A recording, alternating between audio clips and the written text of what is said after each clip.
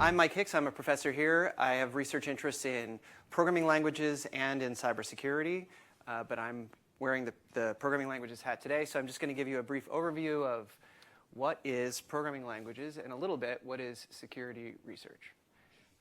Okay, so the first question is, what do programming languages researchers do? We work on programming languages. Okay, but maybe you're a little bit skeptical about that. Maybe you wonder, is this a solved problem? I use programming languages every day. There seem to be a large variety of programming languages.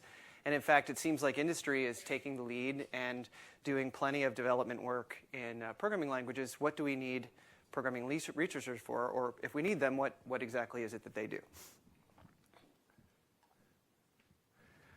So somebody asked me that question. That conversation was kind of a real conversation 5 years ago.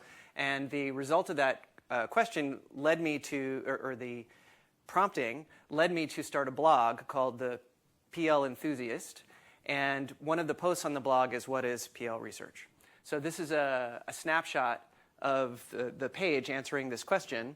And the snapshot is trying to say that programming language research is not just about making new programming languages or compilers or things like that. It's about thinking about the programming language as a solution to a general purpose problem. So instead of coming up with an algorithm to solve a problem, what a programming languages researcher will do is they will think, well, what is the key element of that algorithm that's making it work? And is that key element generalizable in the sense that I might be able to apply it to lots of other problems too?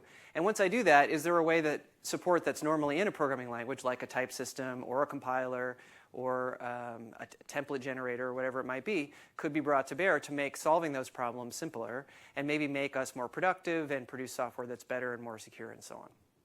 Okay, so to do that, we are all about developing abstractions and building blocks, but we're also about reasoning that those abstractions and building blocks actually do what they're supposed to. So there's a fair amount of both implementation and mathematics, understanding the semantics of programming languages, that goes into this idea.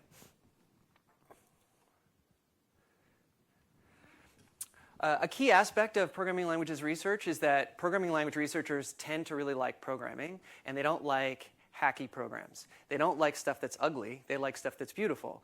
So a key aspect is not just, did I solve the problem, but is it the best expression of the solution? Is it going to lead to easily understood, maintainable, reusable, understandable code, and not code that when I come back to it 2 months later, I can't make any sense of it? Okay, so we'd like to be simple, understandable, efficient, generalizable, like have it all.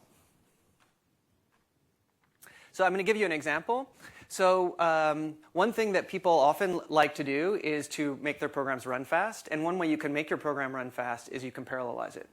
So you might ask, how should I parallelize my program? And you could think, oh, well, I should use threads, or I should use message passing, or I should use this construct or that construct. Great, that's fine. You should use those things. There may be other things that you could use too. So one question is, what's the general method that you could use to parallelize your program? When you take your sequential program and you start thinking, how could I make this run in parallel? There's a high-level thought process that's going on there that leads you to go from your sequential version to your parallel version. And it might be that by co-opting that process, we can develop new language features or analyses or compilers that can make a bunch of that process easier for you to carry out.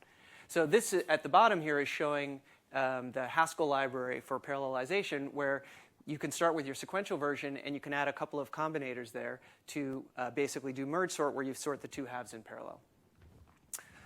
So having done that, we can ask, why was that okay?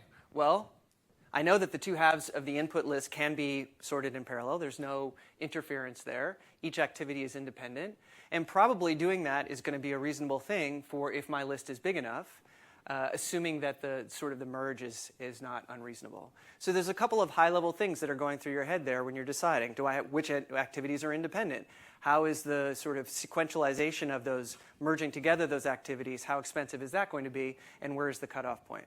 Well, those high-level questions are things that we can start to automate at the level of the language. And indeed, you will see that many PhD theses in programming languages do exactly that. They look at a specific problem, and they ask, what's the general method or approach or abstraction that's involved in that problem, and how can we automate that through a language, through an analysis, through a compiler, and so on. Okay, so I'm going to give you another example. So this is one that's related to security, and this is one that I worked on rather than somebody else worked on. And this was the question of building what's called an authenticated data structure. So the idea of an authenticated data structure I showed here is that you have a client that is going to perform queries against a server, and the server has a bunch of storage on it. So maybe, for example, that server is a trusted table, a map that maps, maybe it maps the Tor exit nodes or something like that. So you want to know when you're doing your anonymous communications and you're in the middle of Iran, or some other place where the regime is watching what you do, that they're not snooping and giving you sort of the wrong Tor exit node so they can snoop your communications. So what I want is a authenticated data structure where when I query that, I can confirm that the answer I got is actually correct. And that way I can have sort of a secure mirror of the trusted repository and be sure that everything is okay. So maybe I want more than just a map. Maybe I also want a B tree or a skip list or a hash tree or a dictionary or whatever you might like, also as a data structure that has the same authenticity property where the client can perform the lookup and can confirm that the answer has not been tampered with in some way. So the general idea of a Merkle tree, which was invented in 1988, has this key feature in it which is called recursive hashing. And in a paper that I worked on a few years back with a graduate student who was here, we realized that this idea of recursive hashing could be encapsulated as a programming language feature. And we extended a simple functional programming language with this construct. And we found that using that programming language, we could build all of those data structures that I just showed you. So instead of a one-off solution, here's one for a dictionary, here's one for a hash tree, here's one for skip lists, and so on. Instead, we could just write any program we liked in our programming language, and boom, at the end, we knew that it was an authentic data structure. No additional work required. Instead, there was a meta-proof at the level of the programming language that everything that you did gave you the answer that you wanted. Okay, so it's a simplification, encapsulate this idea as a feature. It's a generalization, using that feature to be able to program many different things rather than do just one thing. And hopefully it's making it easier for programmers to actually use. And so since we published this paper, people actually figured out they could make this a library in Haskell, and you can download our stuff as a Haskell library. Okay, so the elements of PL research that you might find interesting, they're all listed here. They involve design. What programming language features should I use? What programming constructs make sense in the language maybe that I'm working in? Mathematics and proof. How do I know that what I wrote actually works? I want to formalize the behavior I'm interested in and prove that it actually does what it's supposed to. How do I implement that so that it's actually efficient? How do I show that my implementation actually works? Probably I should evaluate it on real programs or on real workloads in some way. So all of these things happen in PL research. And the toolbox that you get are things like language specification, mathematical semantics, static and dynamic reasoning, watching your programs run and figuring out things about them, or reasoning about what your programs might do by just looking at the source code without even running them. And then, of course, techniques for implementation. So we have a ton of things that are going on in Plum in our lab here. So I'm one professor in the lab. David Van Horn is another professor in the lab. And we have a couple of postdocs and maybe 6 graduate students that are in that group. Both David and I are also working with students who do security research as well.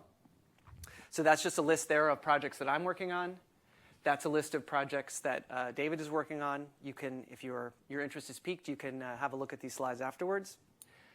If your interest is piqued so much that you would like to learn more immediately, you can sign up for CMSC 631, which is our graduate level course that teaches at least some of these concepts. It's been pared down a little bit to focus on formalization and proof using what's called the Calc Proof Assistant. The hope of setting up the course this way is that if you take the course, it'll actually be useful in you thinking about any subdiscipline in computer science that you work on. For example, being able to prove that your distributed systems algorithms work or that your other sorts of algorithms make sense, you can specify them and prove them correct inside of this framework. Okay, so I hope I've convinced you that PL has a substantial toolbox of mathematics and implementation techniques, that whatever it is that you are working on could be more general, more elegant, more direct, more efficient, more reliable, more secure. Rather than solving one problem, let's solve a whole class of problems by thinking about things at the level of the language. And let's make contributions all across areas of computer science by programming those best solutions. Okay, and I think I have 1 minute for questions. Stunned silence.